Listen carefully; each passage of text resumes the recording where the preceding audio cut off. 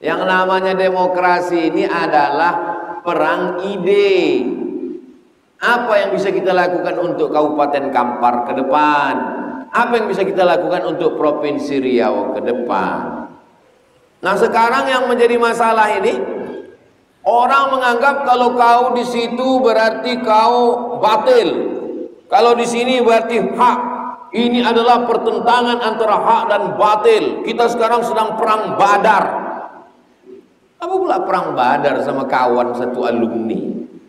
Bayangkan antum kalau karomah itu diberikan, karomah yang tadi itu diberikan Allah ke saya. Apa enggak mati haters-haters saya itu semua?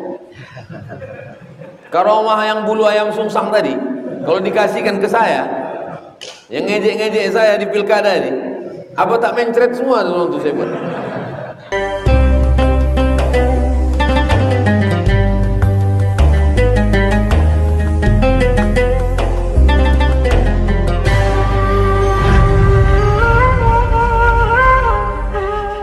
Keluarga yang tak punya anak kandung menyerahkan seluruh hartanya untuk anak angkatnya. Kalau orang tidak punya anak kandung, laki bini, kalau meninggal bininya, lakinya dapat setengah. Walakum nisfu ma taraka azwajukum illam yakul lahunna walad. Hai kamu laki-laki dapat setengah harta binimu kalau tak ada anak. Kebetulan bini kalian orang kaya, sawitnya sejauh mata memandang, hartanya 10 miliar, mati dia, berarti kalian dapat berapa?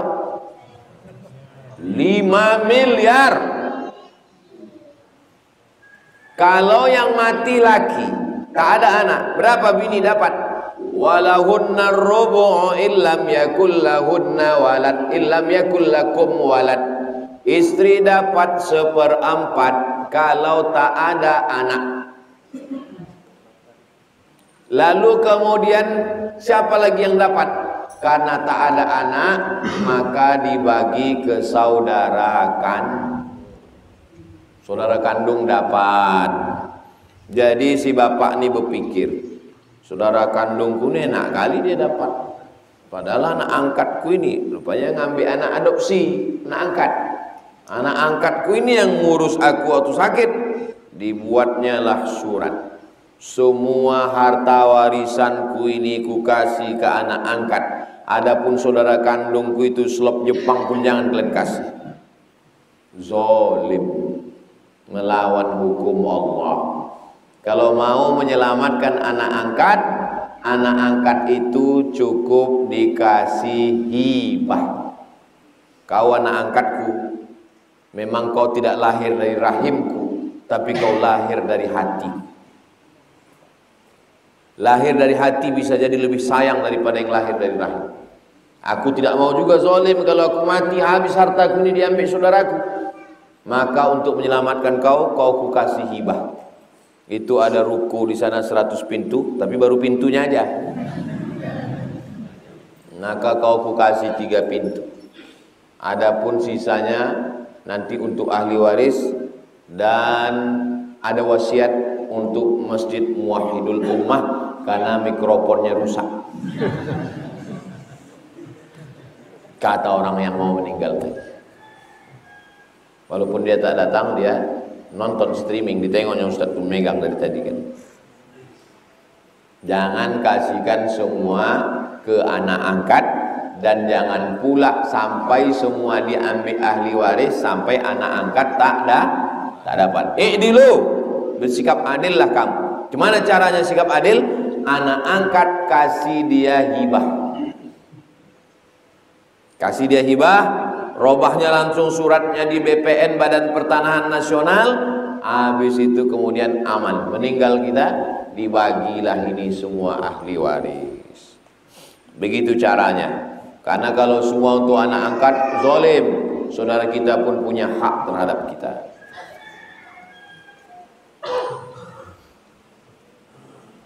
Saya mau bertanya sama Ustadz, bagaimana pendapat Ustadz tentang Taqiyuddin An-Nabhani. Beliau warga negara Palestina, belajarnya di Mesir, pernah ikut kepada Syekh Hasan Al-Banna, ikhtilaf dengan Hasan Al-Banna karena Hasan Al-Banna mendirikan partai Ikhwanul Muslimin. Menurut Hasan Al-Banna, untuk memperjuangkan Islam tidak bisa melalui koar-koar ceramah, mesti punya kekuasaan. Maka kekuasaan zaman modern, masuk ke parlemen, mesti bisa masuk ke parlemen, mesti punya partai. Itulah dia Partai Ikhwanul Muslimin. Mau mencalon jadi bupati, wali kota, gubernur, presiden, mesti punya perahu. Perahunya adalah partai. Itu ijtihad Hasan Al-Banna. Sedangkan Taqiyuddin Nabhani, kata dia, partai ini demokrasi. Demokrasi ini dari barat, kafir, tauhid. Tidak bisa memperjuangkan Islam lewat partai. Mesti dengan khilaf. Disitulah persimpangan jalan. Dua-duanya orang soleh, dua-duanya orang baik, dua-duanya sudah meninggal dunia. Orang yang sudah meninggal dunia, udhkuru mahasina mautakum, Allahumma afir lahum warhamhum wa'afihim wa'afu'an.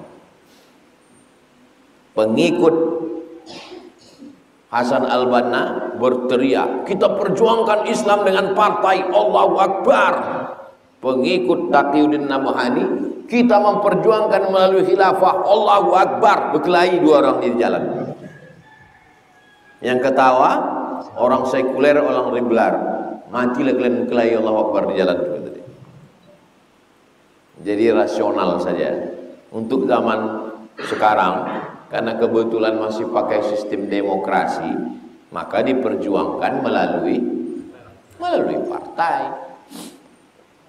Melalui partai. Ada orang baik, berjuang dia di partai, duduk dia sebagai anggota legislatif, tingkat kabupaten, tingkat provinsi, tingkat pusat DPR RI. Ya berjuanglah dia di situ. Nah sekarang yang menjadi masalah ini, orang menganggap kalau kau di situ berarti kau batil, kalau di sini berarti hak. Ini adalah pertentangan antara hak dan batil. Kita sekarang sedang perang Badar. Apa pula perang Badar sama kawan satu alumni? Wake up my friend. Bangunlah dari tidur panjang. Kita bukan sedang perang salib.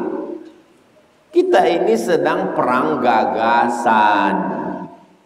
Yang namanya demokrasi ini adalah perang ide.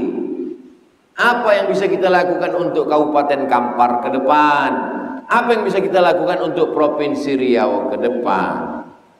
Apa ide-idenya? Turunlah pesawat, landing, ladies and gentlemen, kepala buku ditempel semen. All of our passenger, semua penumpang, pesawat kita akan mendarat di Sultan Syarif Qasim II. Begitu turun pesawat di Sultan Syarif Qasim II,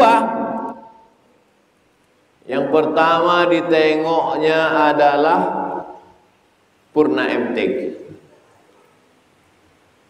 Saya dalam kepala saya ini mau Purna MTQ itu menjadi pusat kajian Quran Asia Tenggara. Saya mau orang Malaysia, orang Brunei, orang Patani Thailand, orang Moro datang ke Purna MTQ itu untuk mengambil sanad Al-Quran, untuk belajar qiraat. Itu tidak bisa dengan ceramah, itu tidak bisa tausiah. Dari mulai TK Quran, SD Quran, SMP Quran, SMA Quran, Sekolah Tinggi Ilmu Al-Quran, Institut Kajian Quran. Dari mulai kaligrafi Al-Quran, qiraat Al-Quran, tafsir Al-Quran, pusat Quran Asia Tenggara. Itu perang ide namanya. Itulah demokrasi. Nah, jadi apa yang bisa kita lakukan untuk Riau yang lebih baik ke depan? Rasa-rasa saya pula yang mau jadi calon gubernur. Oke, ketika suami mengatakan, ini suami nih, hati kalian yang jadi calon suami. Apa kata suami? Aku tidak ridho dunia akhirat. Kata suami kepada istrinya, aku tidak ridho dunia akhirat. Apakah sudah jatuh talak? Talak itu ada dua. Satu namanya talak sharih. Satu namanya tolak kinayah. Kinayah ini tak jelas. Sorry ini jelas. Kau talak satu. Sorry, jelas. Ini pulanglah kau ke rumah orang tua. Tak jelas. Maka kalau sorry jatuh talak satu. Tapi kalau ini, makanya perempuan juga mesti belajar fikih. Perempuan juga mesti paham fikih ahwal syakhsiyah. Kalau ada suami mengatakan, baliklah kau ke rumah orang tuamu, tanya dulu, apa maksud kau? Enggak, maksudku kau ambil cuti aja. Tidak apa-apa. Tapi kalau kata dia ada niat talak, jatuh talak satu. Begitu juga dengan ucapan dia, aku tidak ridho dunia akhirat. Jangan langsung bungkus tikar bantal balik ke rumah. Tanya dulu apa maksud kau tidak ridho. Kalau ada niat talak jatuh. Kalau tak ada niat talak tidak jatuh talak. Jelas? Yang lafaz sharih jatuh talak. Yang lafaz kinayah kalau ada niat jatuh. Kalau tak ada niat tak jatuh.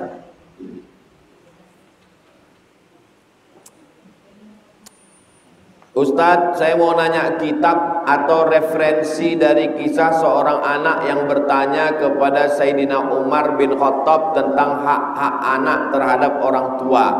Kebetulan senior saya lagi bahas untuk tesisnya, belum dapat baca biografi Umar bin Khattab. Di mana dapat biografi Umar bin Khattab? Dalam Hayatus Sahabah, dalam Syiar A'lam An-Nubala, dalam Al-Kamal fi Asma'ir Rijal, dalam buku-buku akhlak. Maka nanti detailnya saya kirimkan ke siapa? Al-Fadil. Dalam satu hadis disebutkan shadaqatu burhan. As-shadaqatu burhan. Sedekah itu burhan, bukti. Tapi terkadang banyak juga orang yang sedekahnya tapi malas sholatnya. Bagaimana penjelasannya Pak Ustadz? Apa buktinya orang itu beriman? Sedekah. As-shadaqatu burhan, bukti. Burhan artinya nyata. Iman itu kan tak nyampak, tak nyata di dalam. Macam mana cara menampakkan iman? Asyhadu an la ilaha illallah. Lisan. Macam mana cara menampakkan iman? Badan. Allahu Akbar. Macam mana cara menampakkan iman? Sedekah. 3. Lisan, badan, sedekah. Amal itu ada 4. Amal hati, amal lisan, amal badan, amal harta. Amal hati, iman. Menampakkan iman, syahadat. Menampakkan iman, badan. Menampakkan iman, sedekah. Macam mana kalau ada orang bersedekah rajin tapi tak sembahyang? Menurut mazhab Hambali, orang yang tak sholat kafir. Orang yang tak sholat kafir. Orang yang kafir runtuhlah semua amalnya. Habis. As-sholatu imaduddin, sholat tiang. Kalau udah tiang ini tumbang, hancur semua bangunan. Tapi kalau tiang masih ada, bangunan tetap kokoh. Walaupun rusak, cuman mic-nya aja. Susah saya melupakan minggu. Sudah berusaha saya melupakannya, tetap ingat juga. Semanalah. Menurut mazhab Hambali. Kalau Bapak Ibu pernah dengar ceramah, Ustadz ngomong begini, siapa yang suaminya tidak sholat, otomatis istrinya itu sudah cerai. Pernah tak dengar ceramah gitu? Itu mazhab Hambali. Maksud dia fasah, bukan tolak. Kalau suami yang mencerai, tolak. Kalau istri yang menggugat, khulu'. Tapi kalau suami yang tiba-tiba keluar dari Islam, namanya fasah. Maksud Ustadz itu, siapa yang suaminya tak sembahyang, menurut mazhab Hambali kafir, maka istrinya sudah otomatis tidak punya ikatan lagi sama dia. Itu mazhab Hambali, mazhab yang paling keras. Mazhab kita agak lapang sikit. Mazhab Syafi'i, kalau orang yang tak sembahyang itu karena malas, fasik. Abang kenapa tak sembahyang? Aku malas deh, fasik. Tapi kalau dia tak sembahyang karena ingkar, abang kenapa tak sembahyang? Aku tak percaya dengan sembahyang, kafir. Jadi kalau fasik, jadi suami saya ini fasik Pak Ustadz. Nggak apa-apalah punya suami fasik. Namanya siapa? Namanya fasik. Nanti balik dari sini, fa sini fa. Apa kau bilang fasik? Fasik itu maksudnya fafa yang asik. Tak sembahyang.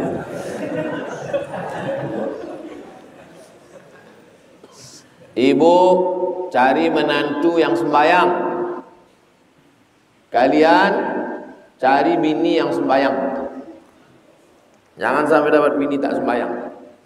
Cuma anak kalian nanti. Saya rasa hambar nikmat Tuhan yang lain.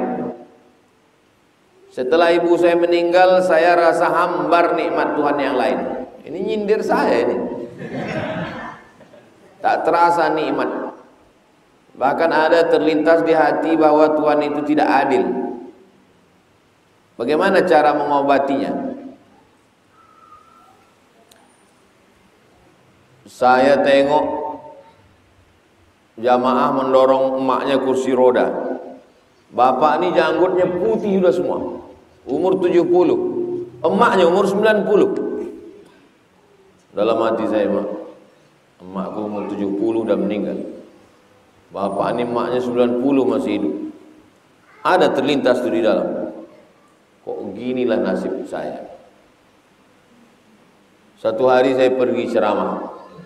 Datang jamaah. Ustaz Somad, tolong doakan anak ini. Anak ini Pak Ustaz keponakanku. Ayahnya mati, emaknya mati. Kelas berapa dia? Kelas 5 SD. Oh, adil Tuhan rupanya. Jadi kalau kita tengok orang umur 70, emaknya 90, kita sangka Tuhan tak adil.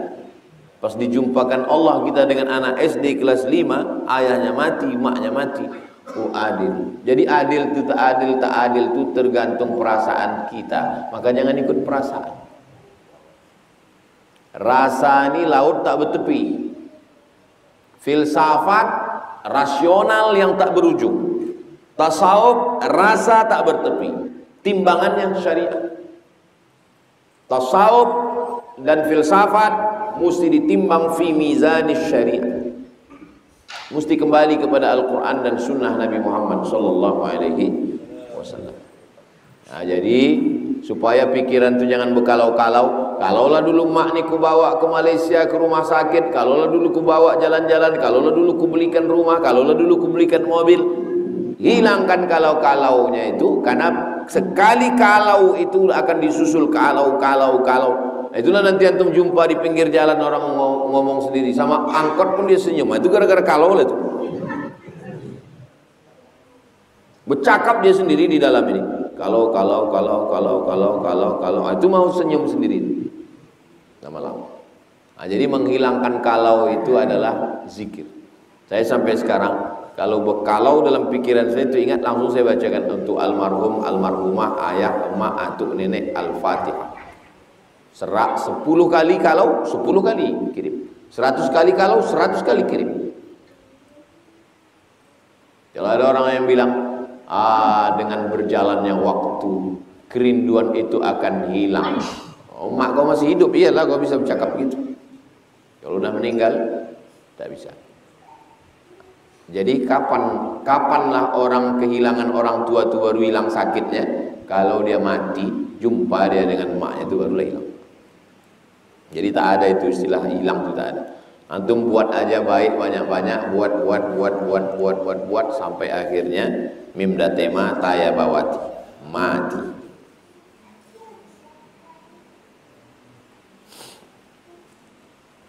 Saya sedang meneliti tentang hasad dalam hadis riwayat Ahmad bin Hanbal. Apakah kitab syarah yang paling baik untuk membantu dalam hasad? Kalau antum mengkaji tentang masalah hasad, riya, sum'ah, takbur, nifak, masalah-masalah hati, maka carinya ke kitab akhlak. Kitab akhlak yang paling bagus Ihya Ulumuddin, Imam Abu Hamid Al-Ghazali. Ihya Ulumuddin ini dapat ilhamnya dari mana? Dari Qut Al-Qulub, Imam Abu Talib Al-Makki. Ada di rumah Qut Al-Qulub. Download di internet. Qut makanan pokok, Al-Qulub hati. Jadi Imam Abu Hamid Al-Ghazali baca kitab Imam Abu Talib Al-Makki Qut Al-Qulub, terinspirasi dia, itu ditulisnya Ihya Ulumuddin. Iya terlalu tebal 4 jilid Pak Ustaz, ringkasannya diringkas oleh Habib Umar bin Hafiz yang dibacakan oleh Habib Ali Zainal Abidin Al-Jufri. Online sekarang beliau sedang bacakan itu di YouTube, cari channel YouTube beliau. Atau yang diringkas dulu di pondok kami, ringkasan Ihya Ulumuddin yang 1 jilid diringkas oleh Syekh Jamaluddin Al-Qasimi, judulnya Mau'izatul Mu'minin min Ihya Ulumuddin. Pokoknya cari kitab-kitab yang masalah hati. Terakhir, apa pengertian khurafat? TBC Kiai Haji Ahmad Dahlan 1926 1912 mendirikan Muhammadiyah untuk memerangi TBC, takhayul, bid'ah, cuerafat. Ejaan lama, C-nya itu cuerafat. Takhayul dari kata khayyala yukhayyilu, takhayyala yatakhayyalu, halu, berimajinasi. Bid'ah, perbuatan yang dibuat tak ada dalil. Tak ada dalil sama sekali. Selama masih ada dalil tak boleh dikatakan bid'ah. Khurafat adalah tradisi-tradisi yang diambil oleh manusia dari pendahulu sebelumnya yang tak ada pembenarannya baik secara akal maupun nas Al-Quran dan Sunnah Nabi Muhammad SAW. Jadi semua perbuatan-perbuatan ini mesti dibenarkan oleh Quran dan Sunnah. Akal manusia, akalnya tentu akal ulama, al-ulama warasatul anbiya. Apa boleh kita mendukung orang-orang yang khurafat? Apakah khurafat itu seperti dongeng? Dongeng masuk dalam khurafat. Atau karomah? Karomah bukan khurafat. Karomah itu kalau nabi namanya mukjizat. Kalau wali namanya karomat. Karomah artinya kemuliaan. Dikasih Allah kemuliaan kepada walinya itu untuk menunjukkan bahwa orang itu benar. Datanglah pesilat tangguh dari Riau, namanya Sulung Pendekar, untuk menguji Syekh Abdul Wahab Rokan. Sampai yang bercerita ini guru saya di Muallimin Al-Wasliyah, orang Dumai, namanya Al-Mukarram Almarhum Ustadz Hafiz Yazid. Bercerita di kelas waktu saya masih SMP sanawiyah. Sampai sulung pendekar nih di rumah Syekh, tak terangkatnya gelas yang kan kalau kita bertamu ke rumah orang kan, kata Syekh Abdul Wahab Rokan, kenapa tak minum sulung? Nah, dituangkan tuan Syekh itulah, minumlah. Setelah dituangkan, gelasnya itu pun tak terangkatnya juga. Padahal maksud dia mau menantang silat. Lama-lama naik darah dia. Aku kesini ini bukan mau mengangkat gelas, aku mau bersilat, kata dia. Marah dia, ditantang-tantang. Dijatuhkan tuan Syekh itulah bulu ayam. Kebetulan malam itu habis hujan. Kalau habis hujan tanah itu kan lunak kan, dicucukkan bulu ayam, cucukkan. Kau cabut dulu bulu ayam itu, baru kita bersilat. Cucukkan bulu ayam, jatuhkan bulu ayam itu ke tanah, kan berdiri dia. Kau cabut dulu bulu ayam itu, baru kita bersilat.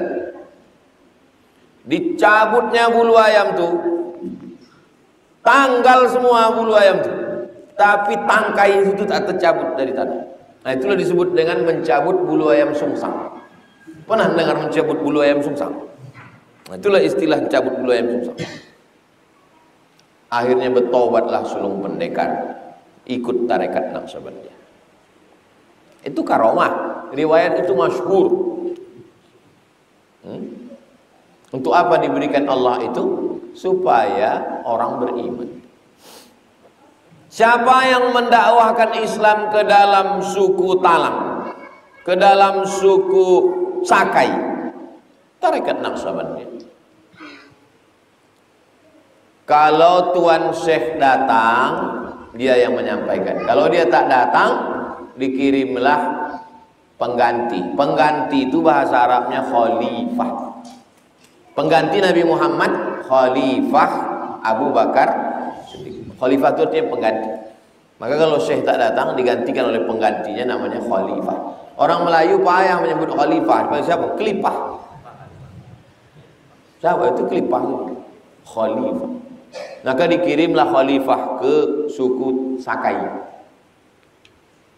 Maka batin-batin yang ada di dalam terganggu dengan kehadiran khalifah. Kata batin, kalau kau mau tetap bertahan di dalam ini, sunat aku.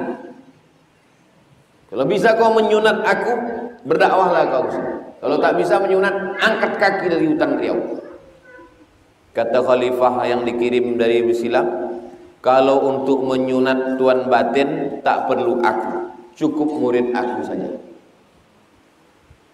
Tak perlu aku. Kata muridnya, kalau untuk menyunat kau tak perlu pakai batang bawah parang nih, cukup dengan atasnya aja. Diputarnya sekali, putus. Belum pakai bawahnya lagi, belum pakai atas. Pop sekali, lepas ke bawah. Itulah awal batin itu bersunat. Itulah mereka itu bersyahadat. Bukan pakai tablik akbar. Cerita itu ditulis oleh budayawan Riau, UU Hamidi. Dicetak bukunya oleh UIR Press. Kontribusi tarekat Naqsabandiyah dalam pengislaman suku Sakai. Baca. Jadi orang tarekat itu dulu mengislamkan orang dalam hutan. Orang sekarang, orang yang udah dalam masjid dibid'ah-bid'ahkan, dikafir-kafirkan. Ini yang begini ini cocoknya ditangkap, masukkan ke dalam hutan. Ini yang membid'ah-bid'ahkan orang dalam masjid ini, dikirim intel-intel ke masjid, asal ada membid'ah-bid'ahkan, tangkap, masukkan ke dalam hutan-hutan sana. Hutan Papua, hutan Kalimantan, masukkan. Dia digulai orang sudah. Itu yang namanya dakwah itu. Ini dakwah. Banyak orang masuk Islam karena karomah wali-wali Allah. Saya termasuk orang yang sering cerita karomah atau jarang cerita karomah? Jarang saya cerita karomah. Kenapa? Karena tak banyak akal orang siap menerima. Nah, ini kan memang kalau kajian kitab dengan kajian subuh itu memang orang yang sudah siap menerima. Itu maka saya cerita karomah. Kalau di tablik akbar, jangan sampai kita cerita karomah jadi ejekan, jadi olok-olokan orang. Jangan cerita karomah di medsos jadi ejek-ejekan orang, orok-orokan orang. Nah, kalau mau baca karomah-karomah, nama kitabnya Jami' Karomatil Aulia, ditulis oleh Syekh Abdul Wahab Asy-Sya'rani. Jami' Karomatil Aulia.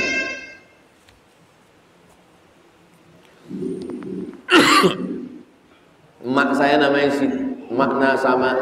namanya Hajar Rohana. Mak saya ini punya mak lagi namanya Siti Aminah. Siti Aminah ini punya ayah namanya Syekh Abdurrahman. Syekh Abdurrahman ini banyak karomah.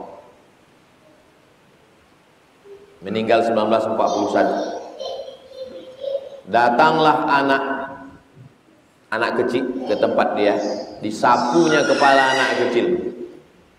Disapunya kepala anak kecil ini, dibilangnya, ini nanti akan menjadi orang hebat di Indonesia. Anak kecil. Tahun 1988 anak kecil itu datang berziarah ke makam. Kata dia, kepalaku dulu pernah disapu si Abdurrahman. Kata dia, aku nanti jadi orang hebat. Itulah dia Jenderal Ahmad Taher, Menparpostel zaman Soeharto. Jenderal Ahmad Taher, Menteri Pariwisata, Pos dan Telekomunikasi zaman Pak Harto. Terbukti cakapnya itu. Kenapa Bapak datang? Karena dulu waktu aku kecil pernah dibawa ayahku ziarah jumpa almarhum. Kata dia, ini anak nanti akan jadi orang hebat Indonesia. Ingat dia cakap itu. Itu salah satu karomahnya yang terbukti. Saya sampai sekarang belum pernah berani membilang anak kecil, ini hebat, entah iya entah tidak ya. Tak berani saya. Tak nampak saya gelap.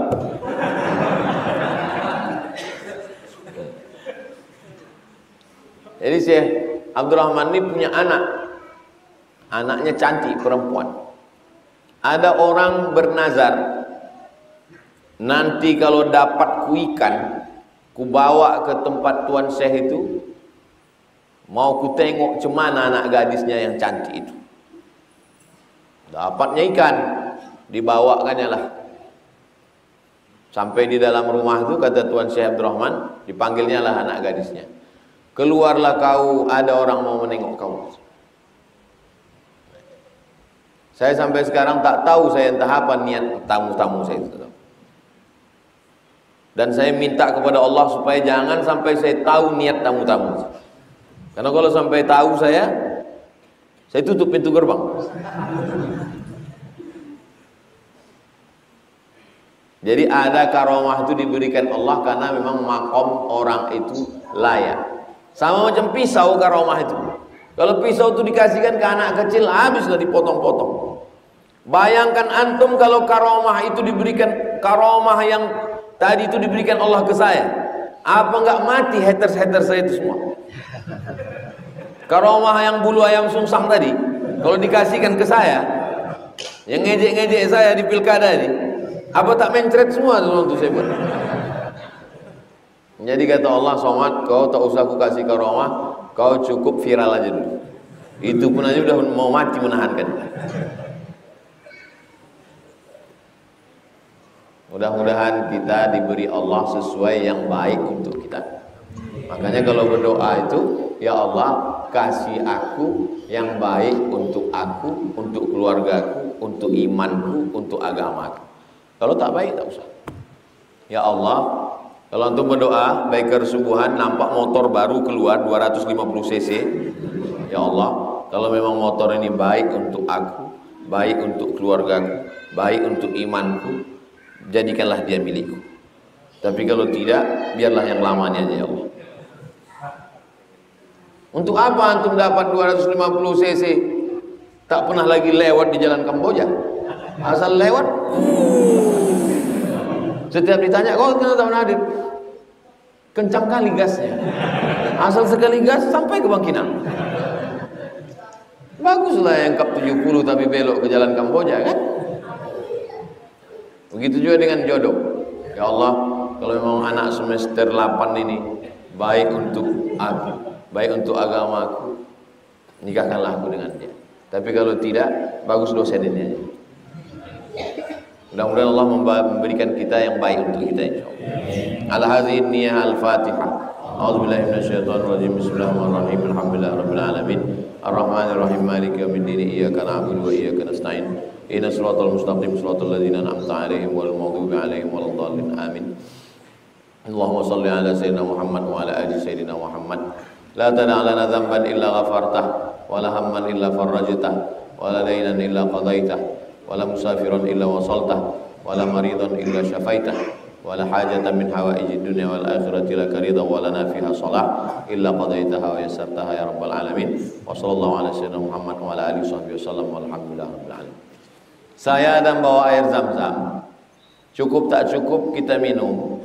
Gelasnya ada 7. Nanti saya tuang, antum minum, tapi minumnya jangan bibirnya lengket ke gelas tuh, takutnya yang sesudah antum nanti tak semua orang mau, takutnya jijik dia. Jadi minumnya macam minum obat, antum tumpangannya gitu. Ya. Mohon maaf Ustaz.